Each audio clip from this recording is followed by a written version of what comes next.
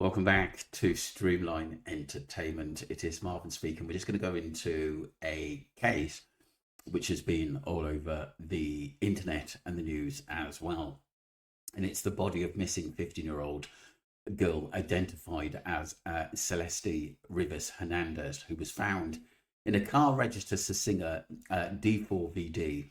The Tesla was found abandoned, towed to a lot, and later discovered by workers to reported a foul smell.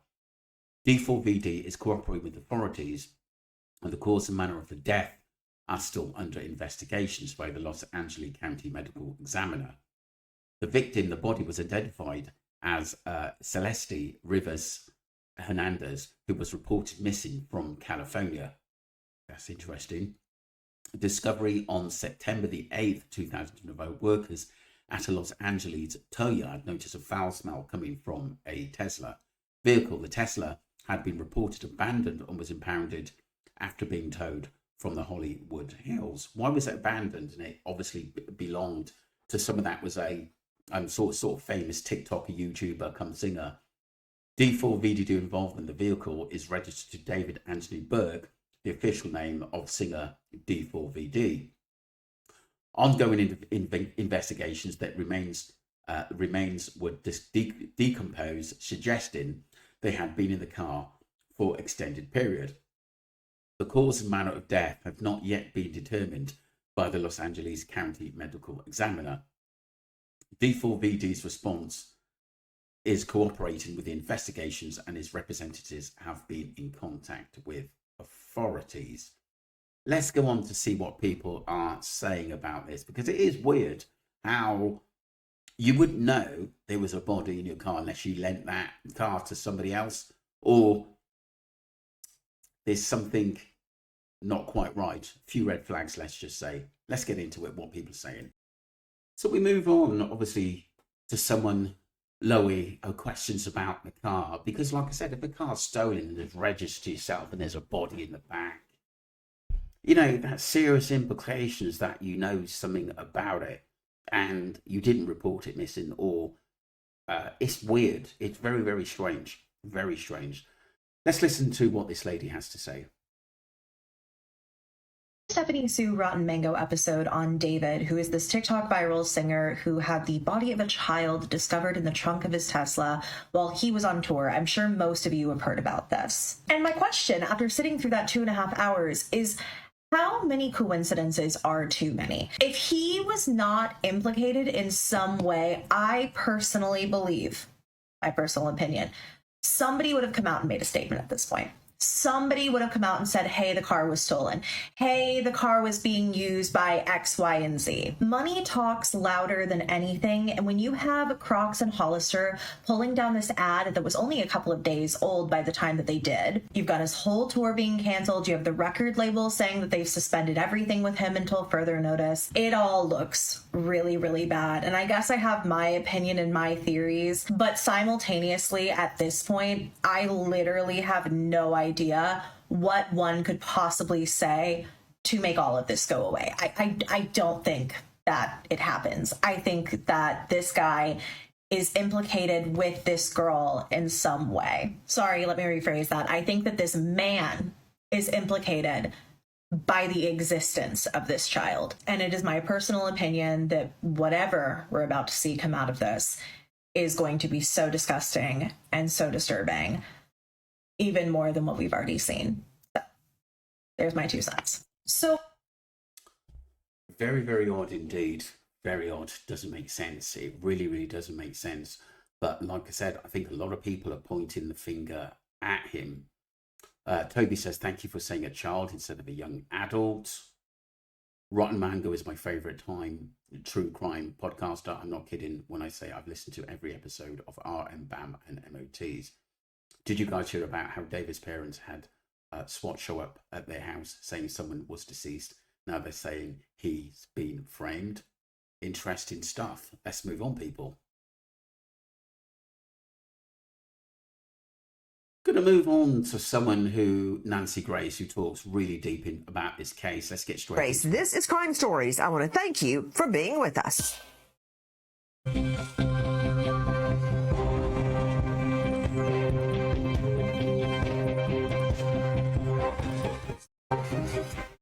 Breaking news tonight, D4VD, aka David Anthony Burke, the artist known as David's alter ego, Pain, has emerged after a Japanese anime he created. His own alter ego that he has come up with is Pain. This, as the Tesla keycard to his Tesla, is found hidden in a gutter. Why? Who hides their car keys or their key card in a gutter and leaves it in that trunk of that Tesla? A little girl, Celeste, just 13 years old when she goes missing, body in his trunk. Tonight, no arrest. I'm Nancy Grace. She's been gone over a year with him. 2 words: coercive control. And now she's dead. Can we delete all VODs? And as soon as it's include the stream too? Tonight, the conspiracy theorists' online sleuthing has exploded with literally dozens and dozens of theories. I think there's a lot to be looked into this case, but it's not looking good.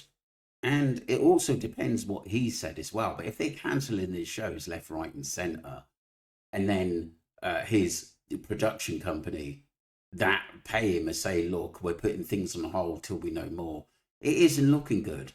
And if he's hiding a car key, a Tesla key, in a gutter, and the car's just been abandoned, that is strange, as though someone panicked and didn't want to be associated with the car. It's as simple as that. All centering around one thing: the SOD defense. Some other dude did it. But before we wander into the fantasy land of what might have happened, let's talk about what has happened. As we go to air tonight, we learn the key card to D4VD, aka David Anthony Burke's Tesla, the one with the dead body in the front trunk of his very expensive luxury Tesla. That key card to that Tesla. Whoa, there you go. Why is it hidden in the gutter? Joining me in all-star panel to make sense of what we are learning, straight out to Christina Gonzalez, joining us, award-winning investigative reporter, Fox 11 KTTV, joining us from this jurisdiction. Christina, why is the key card in the gutter? And keep in mind, and to be fair, there's like 3 other Teslas on that block. But I have a Tesla. I know where my key card is, and I'm not living in the gutter. Dave Mack joining me, Crime Stories investigative reporter. Where was the key card found? It reportedly goes to David Anthony Burke's Tesla. And why is it in the gutter? What do we know? Well, we know that it was found by a neighbor, and it was found in the gutter. And the neighbor actually picked it up, Nancy, and turned it in to police. But as is the day and age, he posted it, or she did, onto Reddit, where everybody was able to pile on and talking about the relevance of finding a key card for a Tesla that had a teenager's decomposed remains in it. I'm going to follow up with Steve Fisher in a moment about all the dust on that Tesla and what, if anything, it means. But let me stick with the key card first. Joining me is Scott Eicher, digital forensics expert, founding member of the FBI Cellular Analysis Survey team, who is an expert in Teslas and their key card. Now, according to reports we've gotten, Scott, and I'm waiting to confirm this, that key card goes with David Anthony Burke's Tesla. If not, I'm sure we'll find out. Explain to me the significance of that key card. Yeah, I have a Tesla, and when I bought the car as a 2002 Model Y, they gave me 2 key cards. They look like little credit cards, and you put it on the center console, and you can start your car. Most people hide those away. I put those in the safe at my house because I don't need them, because I can use my phone once I set it up correctly to drive, open, and review all the camera stuff on my car. So the key cards are important initially, but then most of the time they're hidden away for when your phone dies or something like that and you need to get into your car. Guys, just look at that. We're getting that from Steve Fisher Investigates, and the shot of the Tesla key card is from Run It Back 777 on Reddit. Scott Eicher, can't the key card be loaned out? Like if you want someone to borrow your car, you could let them use the key card?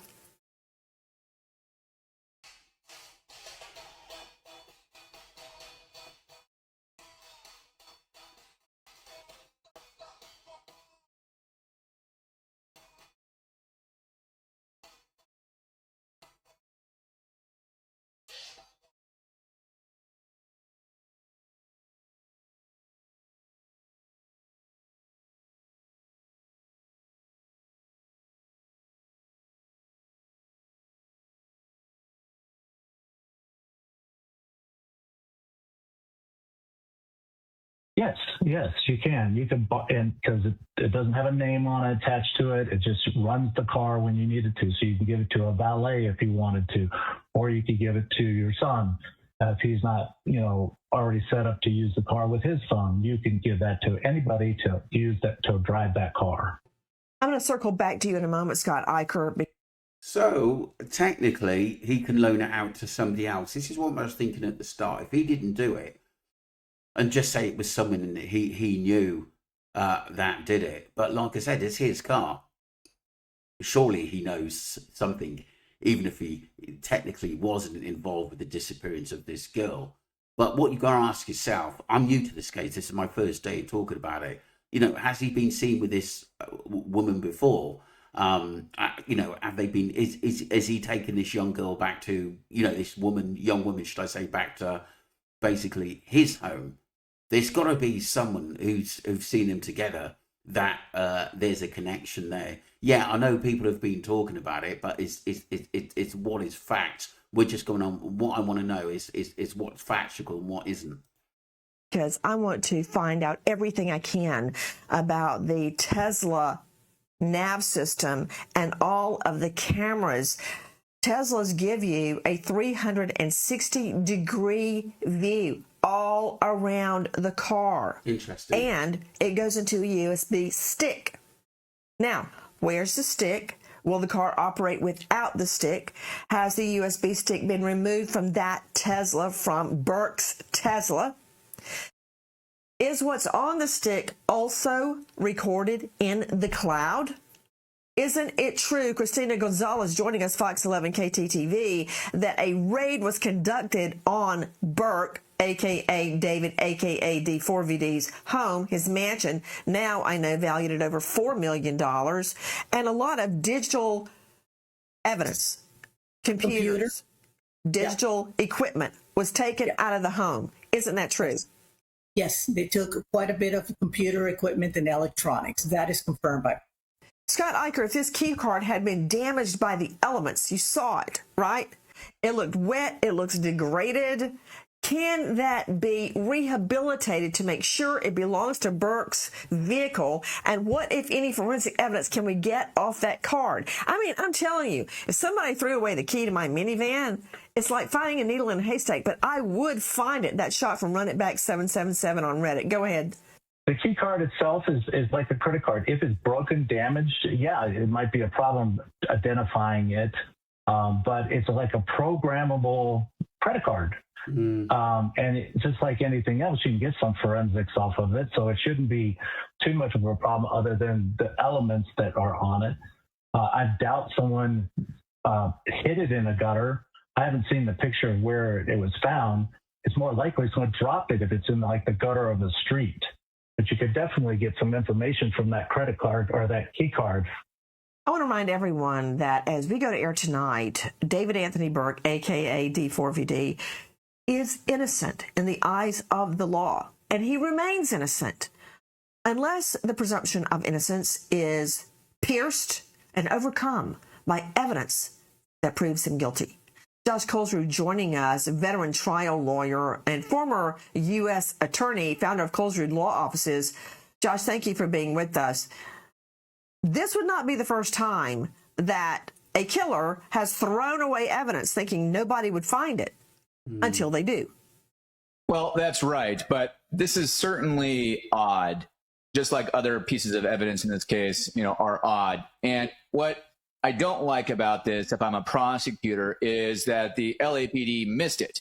I mean, they're the ones that were searching the home where David was living, and they were supposed to have gathered all the necessary evidence. If I'm the prosecutor, I'm going to be pretty mad that they missed this. Now, a defense attorney is going to come in and say, chain of custody. How do you know that this wasn't placed after the police officers were there? How do you know that this isn't somebody setting up David? I'm not going to be happy about it. Also, maybe if they would have found the key card when they actually searched the house, they would be able to search it and get more material and forensics. Well, I can answer that, Josh Colesrud, because it wasn't in the house, because it was thrown in the gutter. That's why they didn't find it in the house. Obviously, if they were an item, obviously they've been seen together. They're in pictures, and there's a background there. That's very, very odd. I'm sorry, but that's fully pointing the finger at him. Well, there were certainly, 20 detectives around there, and you would expect them to search the area. The vehicle was only found 150 feet away from the house. I mean, it was within a half a block away from that house. Why wouldn't they just check around, look in the gutter, look in the bushes to see what, if any, evidence would be around there? It's standard operating procedure. The fact that a Redditor found this on their own is embarrassing. Let me, Josh Colesrud, you stated that the Tesla belonging to Burke, a.k.a. D4VD, a.k.a. David, was found 150 feet from the home. That's what I read. I believe you meant to say was the Tesla containing the little girl's dead body. Wow. That's pretty deep stuff. So Paige says D4VD's taking me out. Well, be very careful if he is taking you out. Where's her phone? Anybody could access the car. I just want to see the replies from this. Wow, such a good point. So crazy, though, how the owner of the car has ties to the crime, almost like suspicious a little bit. Where did you hear he had ties to the crime? I haven't heard that. Only thing I've heard is that it is his car. But like I said, we obviously, please got to find out who had access to the car, who we borrowed it to. And like I said, because he's famous, he may have said to a friend, look, you can borrow the car. But it's very, very odd that obviously he's had liaisons with this girl and was seeing her, and yet she ends up dead in the trunk of his car. That's pretty bizarre. And no wonder a lot of people are pointing the finger at him. Let me know what you think, people. I'm going to look into this case a little bit more, because obviously there's a lot to actually go through. I don't really know him, but I have heard from him in his race to fame through TikTok and YouTube and stuff like that. And I know now he's a famous singer. But like I said, very, very strange, this case. Very, very suspicious. And obviously, I didn't realise that actually the car location was very close to his house and abandoned. That is really, really dodgy. Let's just say a lot of red flags. And a neighbour finding the card key, which we believe belongs to the car, the Tesla, which is his. Let me know what you think, people. Very, very strange case. Don't forget to subscribe to Streamline Entertainment, follow the channel, and also my second channel, Streamline Investigations. Appreciate you all. Let me know what you think, your thoughts. Thank you.